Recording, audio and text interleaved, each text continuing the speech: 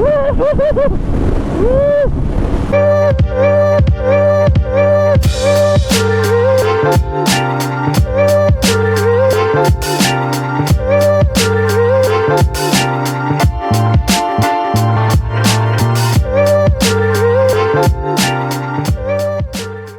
बहिनीले के गरेको यत्रो सामान उस गरेपछि होला नि त कडा चलाइ यो तल साउथीबाट छिराउँ के यस्तै छ पोखराको beauty So hey, what's up everybody? It's your boy Mac and सबैजनालाई वेलकम ब्याक छ हाम्रो युट्युब च्यानलमा। बेसिकली भन्दाखेरि चाहिँ यो कहीँ पनि घुम्न जान लाग्यो हैन है। जस्ट हामी चाहिँ अहिले चाहिँ एयरपोर्टको ब्याक साइडमा छौँ, पोखरा इन्टरनेसनल एयरपोर्टको ब्याक साइडमै छौँ भन्नु पर्दाखेरि चाहिँ यतापट्टि चाहिँ एयरपोर्ट हो, यहाँ देख्न सक्नुहुन्छ माथिपट्टि चाहिँ यो जुन टेक अफ र ल्यान्डिङ गर्ने ठाउँ हैन। सो आजको भिडियो बनाउनुको मेन रिजन चाहिँ के हो भन्दाखेरि चाहिँ द्याट्स अ इम्पोर्टेन्ट न्युज है। अन्त न्युज के हो विदाउट सस्पेन्स चाहिँ खोलिदिइहालौँ होइन। ओ माई गड चाहिँ थाहै पाएन नि त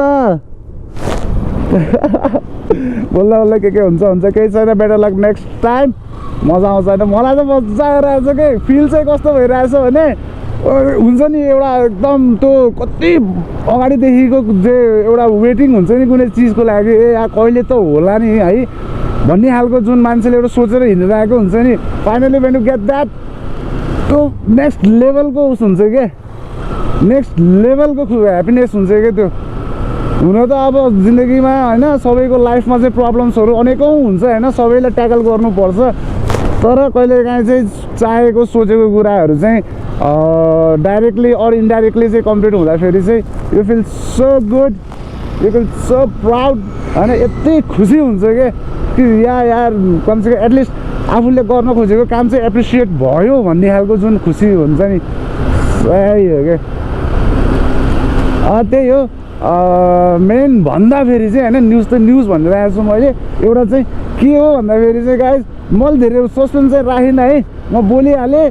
हामीले चाहिँ हाम्रो सेटअप चाहिँ कम्प्लिट गरिसकेका छौँ guys. Finally we got our brand new setup for moto vlogging होइन। अब के हो त्यसमा चाहिँ अब इन्क्लुडेड अब ल्यापटप हाम्रो गोप्रोहरू त छँदैछ, यो सबै चाहिँ फेरि अरू केही कामको लागि चाहिँ लिएको हो, प्लस त्यो काममा लिँदाखेरि चाहिँ यता पनि युटिलाइज हुन्छ भनेर चाहिँ this is the secondary option I choose है। प्राइमेरीमा चाहिँ मेन कामको लागि चाहिँ त्यो अर्कै काम हो, कुनै दिन भनौँला है। मलाई नजिकबाट चिन्नेहरूले त थाहा पाइसक्नु भएको छ है। सो यस्तै छ, हल्का पहिला कुदाबै खुसियालीमा हात चाहिँ दिनुपर्छ गोली हाल्नुपर्छ, यहाँबाट झ्याप्प निस्किदिन्छ यो अन्त यार, यही हो कि झ्याउ केही छैन। हामी अब कुदिराखिन्छ यो बाटो, तेल पनि खासै छैन, त्यही भएर अगाडि चाहिँ एकदम दामी जम्प आउँछ कि त्यहाँ चाहिँ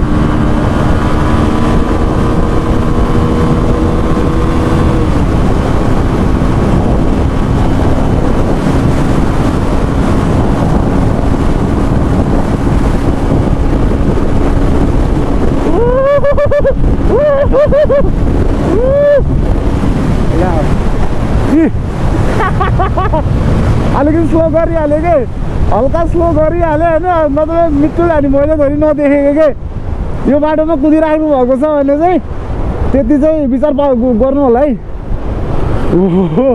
आजको यो चाहिँ खुसी भइरहेछ नि यार, त्यो भित्रै पेटै दुखी छ यार, कता कता के भयो जस्तो भइरहेछ कि,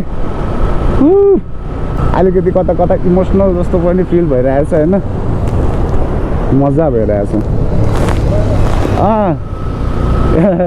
यो यताबाट जान्छ होला, अहिले आउँछ यो मलाई भेट्छ अहिले र कुदाउने चक्करमा चाहिँ अरू केही पनि भन्नै पाइएन।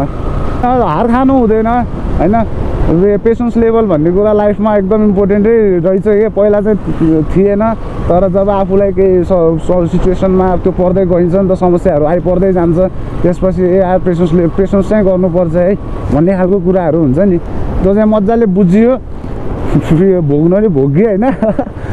त त्यही हो, यस्तै छ चलिरहेको छ यार। अब भनौँ भने नि के भनौँ होइन, अपना त ऐसा ही है।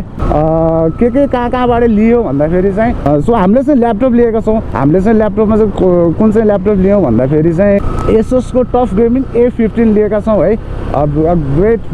ग्रेट पिस है, दामी छ यसको स्पेसिफिकेसन्सहरू राम्रो छ। तपाईँहरूले केही युज गर्नु छ भने चाहिँ म अलिक भनौँला कहाँ थाहा पाउनुहुन्छ भनेर है।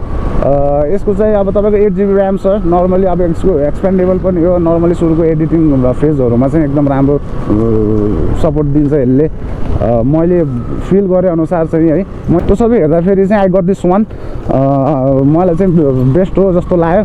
So we order this. And कहाँबाट लिएको भन्दाखेरि चाहिँ जेनेक्स अटोमेसन्स प्राइभेट लिमिटेडबाट हामीले यो लिएका छौँ, जो कि तपाईँको पोखराको न्यू रोड। तपाईँ स्ट्रिट नम्बर 3 भित्र जानुभयो भने you get to see a big building of Genex होइन। बाहिरै ठुलो बोर्ड छ।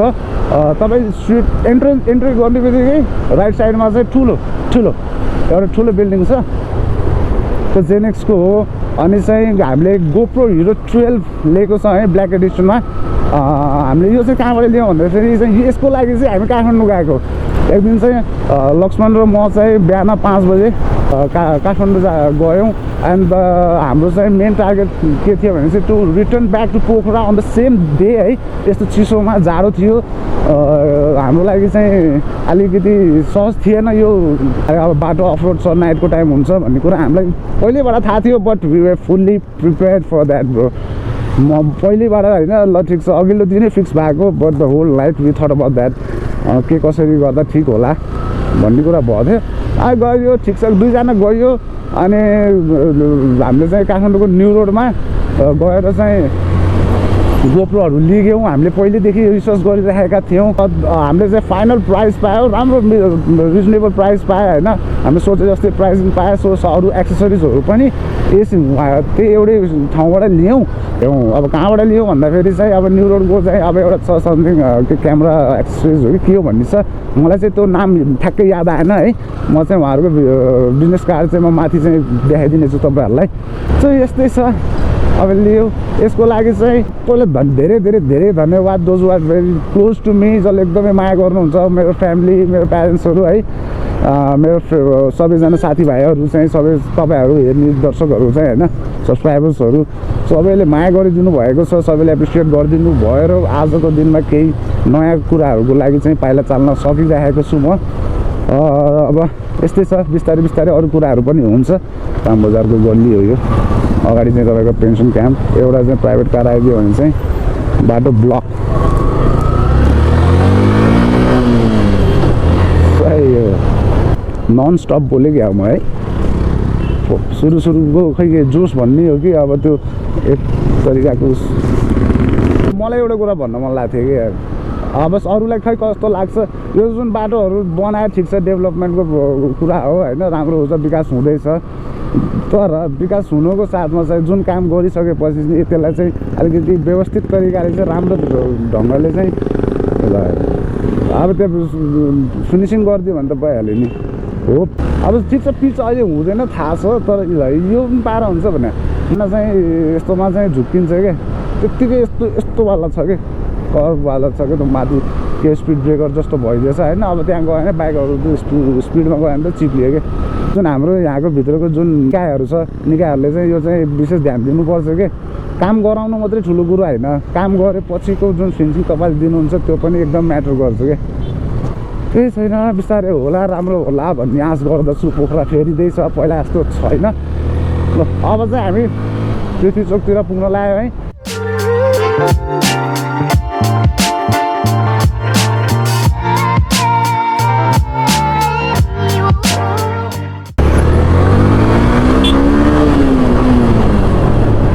साउन्ड चेक गरेर आएँ, बाइकमा कस्तो आउँदो रहेछ भनेर।